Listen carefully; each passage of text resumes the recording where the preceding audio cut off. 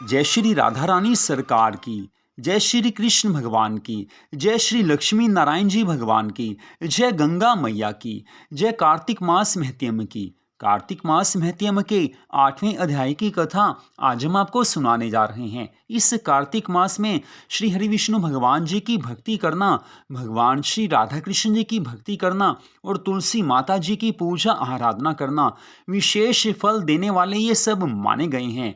इस कार्तिक मास में भगवान की कथाओं को सुनने से जीवन में असली आनंद की प्राप्ति होती है, सुख मिलता है, शांति मिलते हैं। सदा रहने वाली परम शांति को मनुष्य प्राप्त कर लेता है।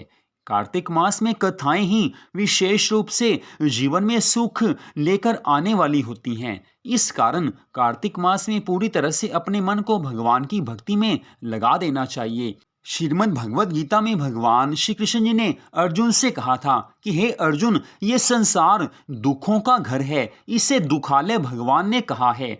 और भगवान ने ये भी कहा था कि हे अर्जुन, इस संसार में सुख की आशा करना व्यर्थ है, क्योंकि संसार में सुख है ही नहीं। लेकिन भगवान ने ये भी कहा था कि जो मनुष्य पूरी श्रद्धा भावना से मेरे चरणों में अपने मन को लगा देते हैं, मेरी भक्ति करते हैं, शास्त्र की विधि के अनुसार मेरी भक्ति, मेरी पूजा, मेरी आराधना करते हैं, उन्हें वास्तविक सुख अवश्य प्राप्त होता है। वो माया से बच जाते हैं, वो भवसागर से पार हो जाते हैं। तो उन्हीं भगवान श्री कृष्ण जी ने ये भी कहा है कि जो मनुष्य कार्तिक मास में पूरी श्रद्धा भावना से भगवान की भक्ति करता है, कथाओं को सुनता है, भगवान के चरणों में अपने मन को लगा देता है, उन्हें असली आनंद की प्राप्ति होती है। उनके जन्मों जन्मों के पाप नष्ट हो जाते हैं। जीवन के अंत समय में उन्हें भगवान के धाम की प्राप्ति होती है। तो कार्तिक मास की इन कथाओं को अवश्य सुनते रहिए, भगवान की कृपा मिल जाएगी।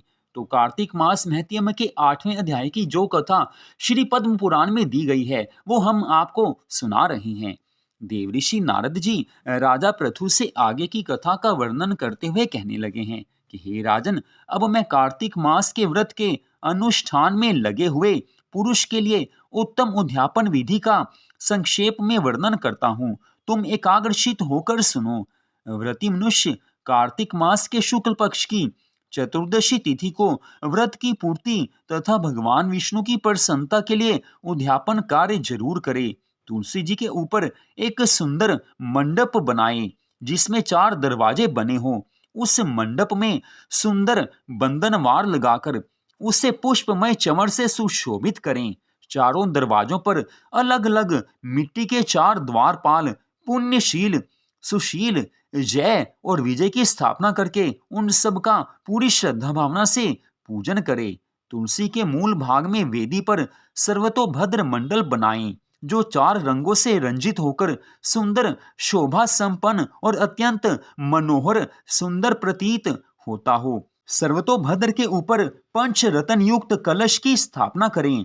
उसके ऊपर नारियल का महान फल रख देवें। इस प्रकार कलश स्थापित करके उसके ऊपर समुद्र कन्या लक्ष्मी जी के साथ शंख, चक्र और गदा धारण करने वाले पीतांबरधारी देवेश्वर श्री विष्णु भगवान की पूजा करे। सर्वतोभद्र के मंडल में इंद्र आदि लोकपालों का भी पूजन अवश्य करना चाहिए।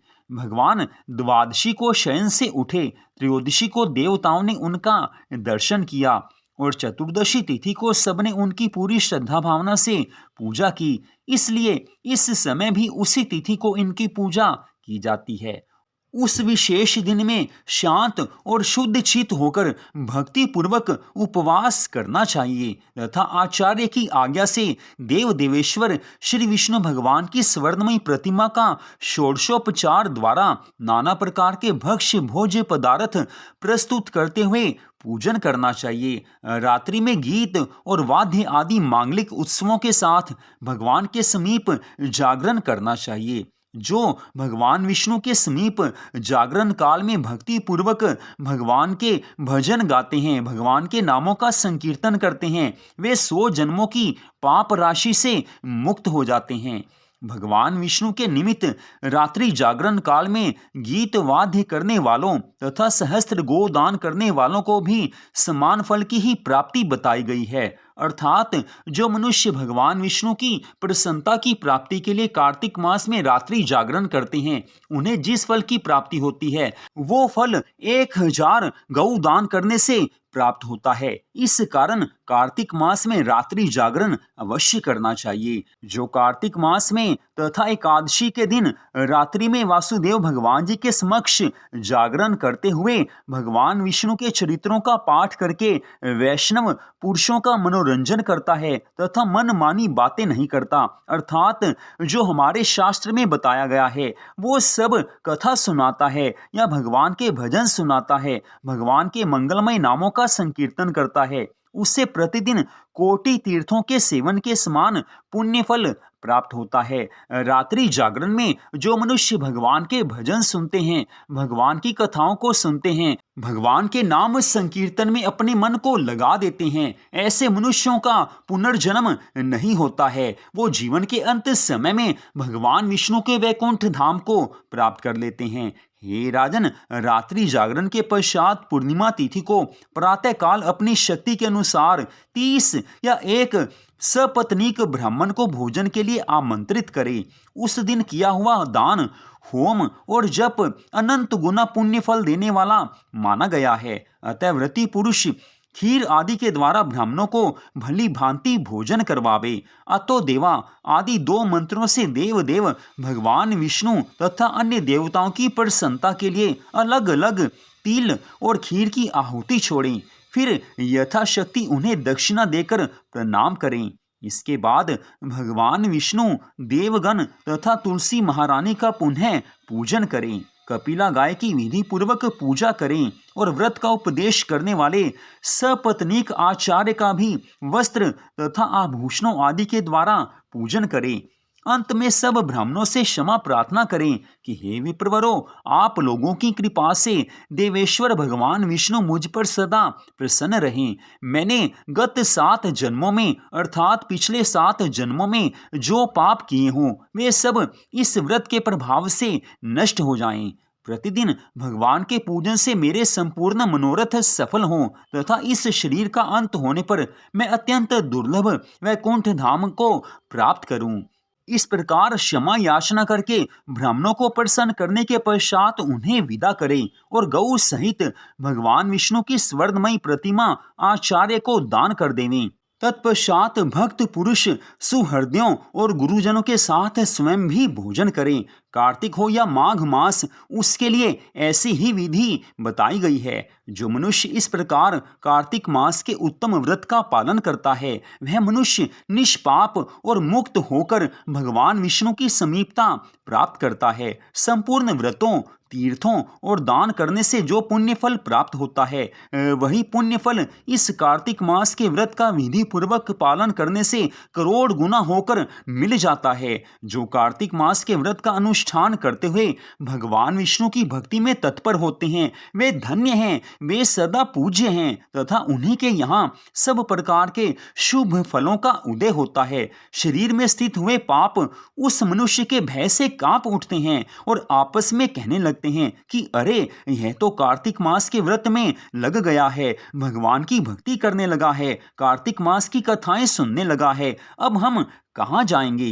अर्थात जो मनुष्य भगवान की भक्ति करते हुए कार्तिक मास का समय व्यतीत करता है, भगवान के चरणों में मन को लगा देता है, पाप भी उसके उस भक्ति से कांप उठते हैं, क्योंकि भगवान की भक्ति से पाप दूर हो जाते हैं, पाप नष्ट हो जाते हैं और जीवन में सुख, शांति, आनंद आते हैं। इतनी कथा सुनाकर देवऋषि नारद जी राजा पृथु से कहने लगे हैं कि हे राजन, जो मनुष्य कार्तिक मास के व्रत के इन नियमों की कथा को भक्ति पूर्वक सुनता तथा वैष्णव पुरुषों के आगे इसका वर्णन करता है वे दोनों ही उत्तम व्रत का फल प्राप्त करते हैं और उनका दर्शन करने से मनुष्यों के पापों का नाश हो जाता है। अर्थात देवऋषि नारद जी कहने लगे हैं कि हे राजन, जो मनुष्य इस कथा को सुनता है अथवा जो मनुष्य इस कथाओं को दूसरों को सुनाता है वो भगवान की कृपा को प्राप्त करते हैं।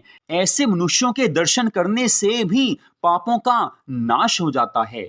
तो यहीं पर इस कथा का विश्राम होता है। यहाँ पर हम आपको विशेष बात बता रहे हैं। इन कथाओं में कई जगह पर आता है कि ब्राह्मणों को गौ दान करनी चाहिए, स्वर्ण दान करना चाहिए। तो ये प्राचीन समय की बातें हैं, ये सतयुग के उस समय की बातें हैं, उस समय के ये नियम हैं दान पुण्य के, जिस समय लोगों के पास अपार धन संपत्ति होती थी। लेकिन वर्तमान काल में दान के बारे में ये बताया गया है कि जैसी आपकी श्रद्धा भावना हो, जैसी आपकी सामर्थ्य हो, उसी के अनुसार दान करना चाहिए। दान आप जितना भी करें, जो आपकी मन की सोच हो या जैसी आपकी सामर्थ्य हो, भगवान उसी से प्रसन्न होंगे।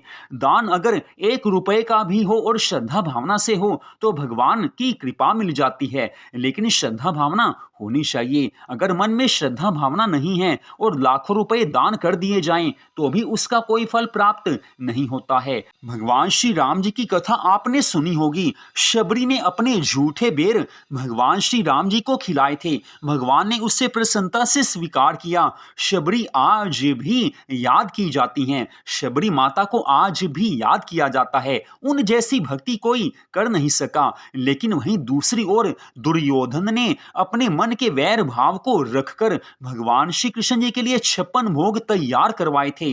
धृतराष्ट्र ने भगवान से प्रार्थना की थी कि हे प्रभु, इनको आप भोग लगाएं, 56 भोग आपकी सेवा में प्रस्तुत हैं। लेकिन भगवान ने उन्हें स्वीकार नहीं किया। तो यहाँ पर यह स्पष्ट समझना चाहिए कि मन की श्रद्धा भावना होगी तो भगवान प्रसन्न हो जाते हैं। भगवान कभी धन संपत्ति से प्रसन्न नहीं होते हैं। तो जो कुछ दान पुण्य आप करें, चाहे थोड़ा चाहे ज्यादा, अपनी सामर्थ्य के अनुसार जो भी दान करें, केवल श्रद्धा भावना देखी जाती है और भगवान की भक्ति देखी जाती है। भक्ति हम किसी भी अवस्था में कर सकते हैं। हम चाहे निर्धन हैं, चाहे धनवान हैं, चाहे हमारे पास कम पैसा है, चाहे ज्यादा पैसा है, लेकिन भगवान तो केवल भक्ति की भावना देखते हैं।